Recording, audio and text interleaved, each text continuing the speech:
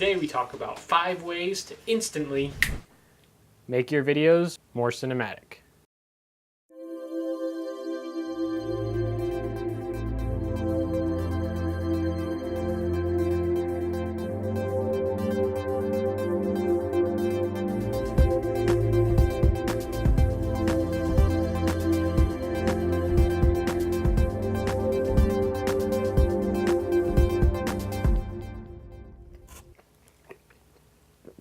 I love pizza.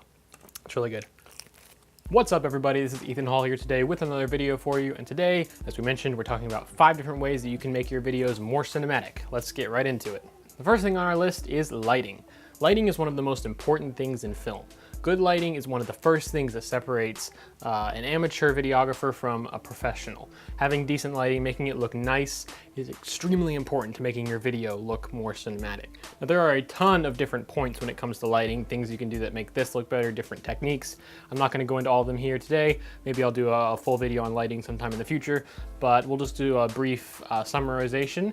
One of the most popular lighting styles is the 3-point lighting setup. It is used constantly in movies, film, interviews, TV, whatever it is.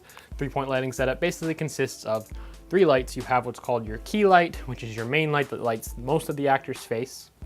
Then you'll have a fill light on one side that just fills in the shadows a little bit. I'm not using any fill light right here right now because I like a little bit of a darker look on one side of my face, but you can put a light there, and normally it's a lot dimmer than the light than your key light is, just to help fill in those shadows. Or you can even use something like a bounce board like this and bounce the light off of their face like that. That way you get that fill-in look opposed to just the darkness on one side. You can fill in a little bit. And then the third light is what's called a backlight. It's a light that goes behind you and shines either on the back of your head, or it can also be called a hair light or a rim light. It shines behind you and lights up the back of you just a little bit to separate you from the background. I'm not using any backlight shining on me. I have a light on my wall in my background back there to help light it up, and that helps separate me, keeps me from looking like I'm just melting into the background.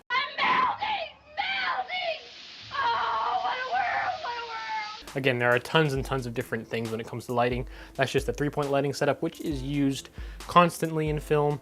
And if you learn it, you will definitely improve your filmmaking. Number 2 on our list is composition. Composition is extremely important to getting the film look. What is composition? Basically, composition is where you put your objects or subjects in your frame.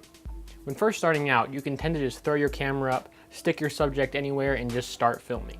Unfortunately, it won't always look too good. There are actual techniques you can use to draw your viewer's eyes to certain parts of the image and just to make it look all the more pleasing.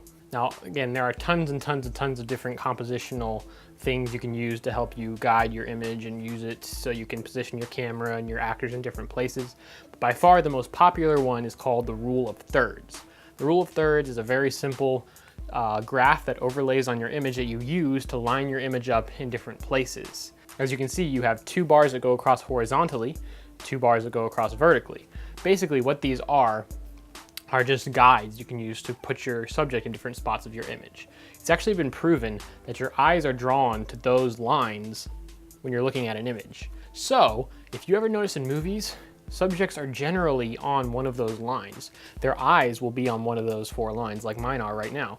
Their subject a lot of times will be off to one side of the frame on one of those lines. If you place a rule of thirds grid over top of a lot of shots in films, you'll notice they're using that to line up their subject, line up the object, whatever they want the viewer to be looking at. They'll use the rule of thirds to guide their eye toward it. Next up on our list, number 3 is camera movement. Camera movement is a great way to tell your audience things that are happening in your film and just to give it an overall stylistic flavor depending on your own taste.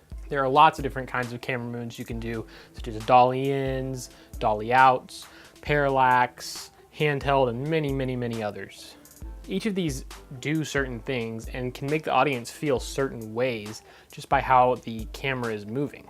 So for example, you'll notice in a lot of films, when a character is having to make a decision, the camera will actually start pushing in on their face, getting closer and closer. They just do that because it makes you feel like it's getting tighter. You know, you're having less time. You got to come up with a decision right then. If you don't, you know, something's going to happen, whatever.